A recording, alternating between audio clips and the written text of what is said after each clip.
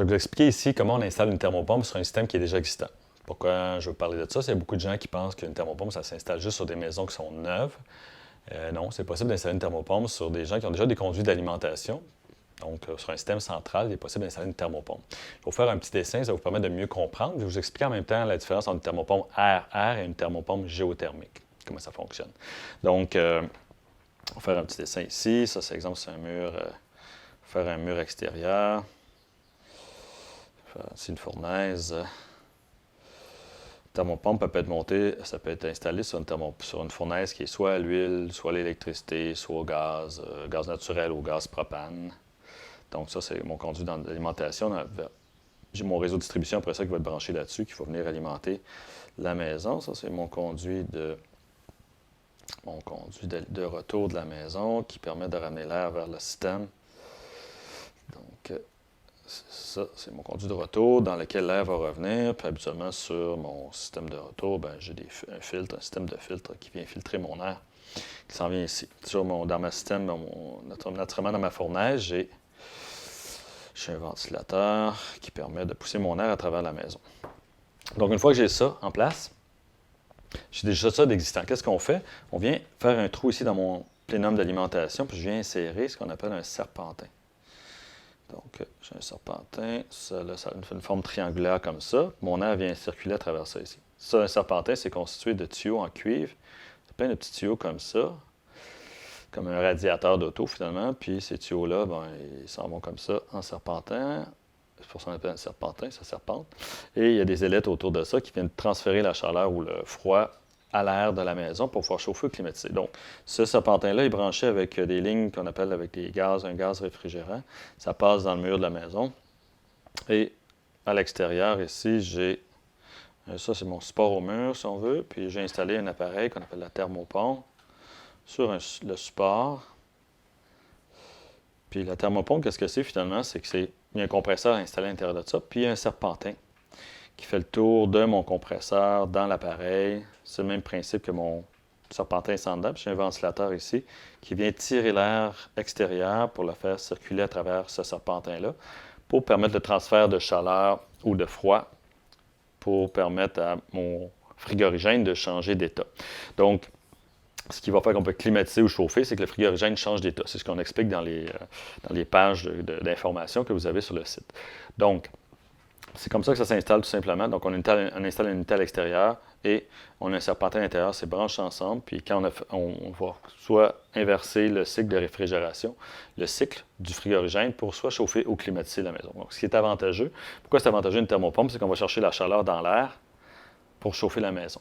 Donc, il y a beaucoup de gens qui se disent comment je peux aller chercher de la chaleur dans l'air quand il fait moins 15 dehors. Bien, ce qu'il faut savoir, c'est qu'il n'y a plus de chaleur dans l'air quand la température est à moins 273 degrés centigrades, ce qu'on appelle le 0 degré Kelvin.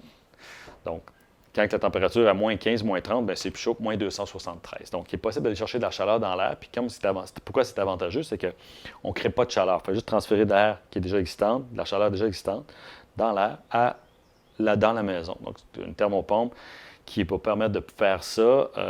Une thermopompe permet de faire ça à cause du frigorigène, justement. Donc, plus la thermopompe a un SEER qui est élevé, ça c'est le ratio d'énergie donnée sur l'énergie consommée. Donc, plus le SER est élevé, plus la thermopompe a la capacité d'aller chercher de la chaleur dans l'air à basse température. Donc, ça, c'est important de vérifier ça.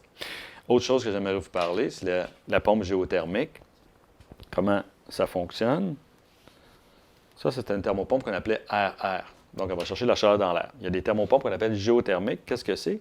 C'est que la pompe géothermique, le compresseur n'est pas à l'extérieur, il est à l'intérieur de la maison. Donc, ici à l'intérieur, ce qu'on retrouverait sur un système géothermie, il y a un autre système, une autre boîte ici à côté, que le compresseur, c'est à l'intérieur de la maison. Donc, ce compresseur-là va compresser le frigorigène à travers un circuit qui est... lui va aller chercher les lignes de réfrigération, vont descendre dans le sol. Ça va passer à travers des puits, un puits. Donc, c'est genre, le sol est ici, puis il y a des puits qui ont été creusés qui permettent de descendre les lignes de réfrigération, puis on va aller chercher la chaleur dans le sol. Donc, ce qui est avantageux, c'est comme le sol, la température est assez constante, autour de 45 degrés Fahrenheit, pratiquement la majorité du temps. À une certaine profondeur, c'est constant. Un petit peu plus haut, bon, ça réchauffe un petit peu ou ça refroidit, tout dépendant de la température à l'extérieur, mais essentiellement, c'est très constant. Donc, ce qui fait qu'on, même avec une thermopompe géothermique, quand il fait très froid, on peut toujours chauffer même jusqu'à moins 30, moins 40, moins 50. Ça n'a pas d'importance parce que la température est constante. Donc, de là, l'avantage d'une thermopompe géothermique. Par contre, il faut creuser des trous, il faut faire des puits. L'appareil aussi est plus dispendieux, mais sur certaines maisons, il faut faire le calcul de charge, il faut voir qu'est-ce qui est plus avantageux pour vous. C'est possible d'installer un système comme ça pour que ça soit rentable. Mais sur des maisons qui sont plus vieilles, c'est plus difficile parce qu'en aidant déjà un aménagement, un terrain qui est déjà aménagé, c'est plus difficile. Mais une maison neuve, c'est un peu plus facile.